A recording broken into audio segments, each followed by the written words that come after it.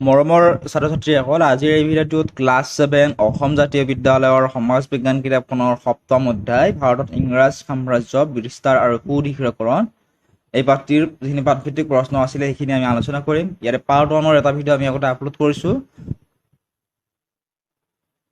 3 নম্বৰৰ শলৈকে সেই ভিডিঅ'টোত আলোচনা কৰা হৈছে। যদি তোমালোকে পাৰ্ট 1ৰ ভিডিঅ' চোৱা নাই সেই ভিডিঅ'টো চাই ল'বা, তাৰপিছত এই প্ৰশ্নৰ উত্তৰকেইটা তোমালোকে লিখি ল'ব পাৰিবা। যদিহে তোমালোকে আমাৰ এই ইউটিউব চেনেলটো ছাবস্ক্ৰাইব কৰা নাই তেনেহ'লে চেনেলটো ছাবস্ক্ৰাইব কৰি ল'বা আৰু কাষতে থকা ঘণ্টা বুটামটো টিপি অল কৰি ল'বা, তেতিয়া মই দিয়া ভিডিঅ'ৰ নটিফিকেশ্যন তোমালোকে পোনপ্ৰথমে পাবা। এতিয়া চোৱা, 3 নম্বৰ গড়টোৰ দিয়া আছিল যে বশ্যতামূলক মিত্ৰতা নীতি কি?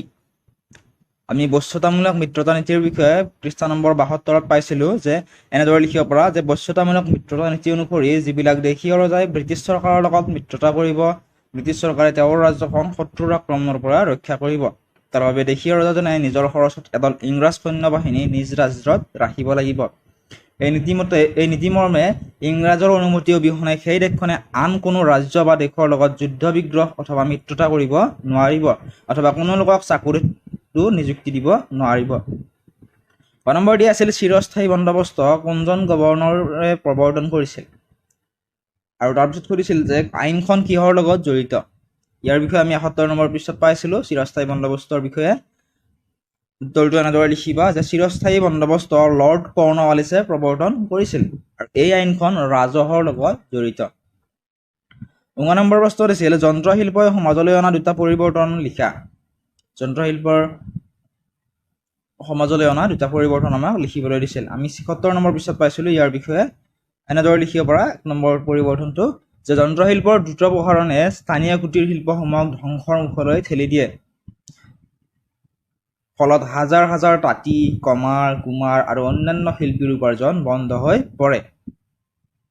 2 নম্বৰ, চিৰস্থায়ী বন্দোবস্তিৰ ফলত সমাজত জমিদাৰ আৰু কৃষক শ্ৰেণীৰ উদ্ভৱ হৈছিল।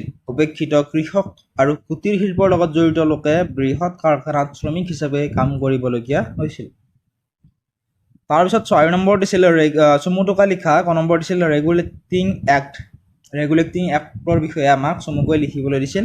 মই 74 নম্বৰ পৃষ্ঠাত পাইছিলোঁ ৰেগুলেটিং এক্টৰ বিষয়ে। উত্তৰটো এনেদৰে লিখিব পৰা যে 1773 খ্ৰীষ্টাব্দত ৰেগুলেটিং এক্ট আইনখন প্ৰণয়ন হৈছিল। এই আইন অনুযায়ী বংগদেশৰ গভৰ্ণৰ ৱাৰেন হেষ্টিংছ ভাৰতৰ ইংৰাজ অধিকৃত সকলো ঠাইৰে প্ৰথম গভৰ্ণৰ জেনেৰেল হৈ পৰিল। গভৰ্ণৰক শাসন কাৰ্যত সহায় কৰিবলৈ 4জন সভ্যৰে এখন শাসন পৰিষদ গঠিত হয়।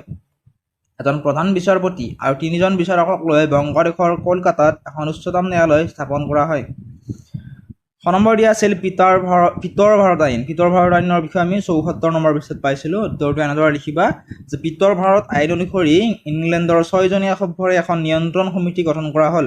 ভাৰতৰ শাসনভাৰ নিয়ন্ত্ৰণ সমিতিৰ ওপৰত ন্যস্ত কৰা হ'ল।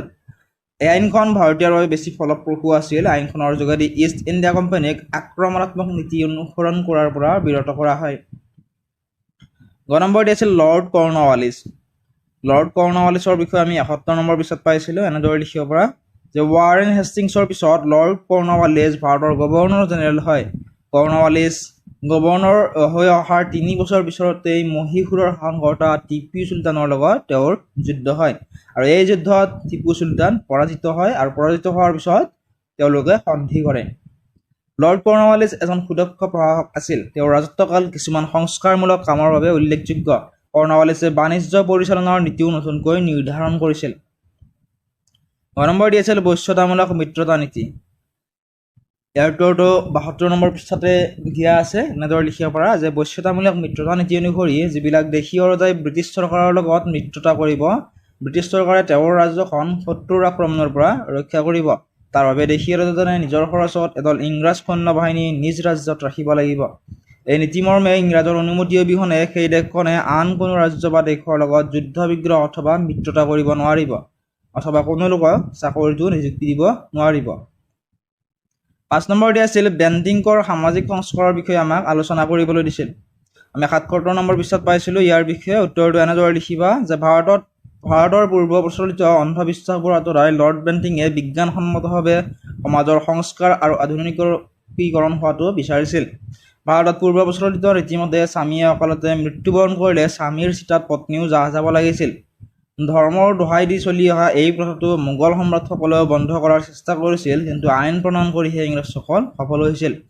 বেণ্টিংকে নৰবলি প্ৰথা, শিশু হত্যা, দাস প্ৰথা আদিৰ বিৰোধিতা কৰাৰ লগতে বিধৱা বিবাহ আইন আৰু পাশ্চাত্য শিক্ষাৰ প্ৰচলন কৰিছিল।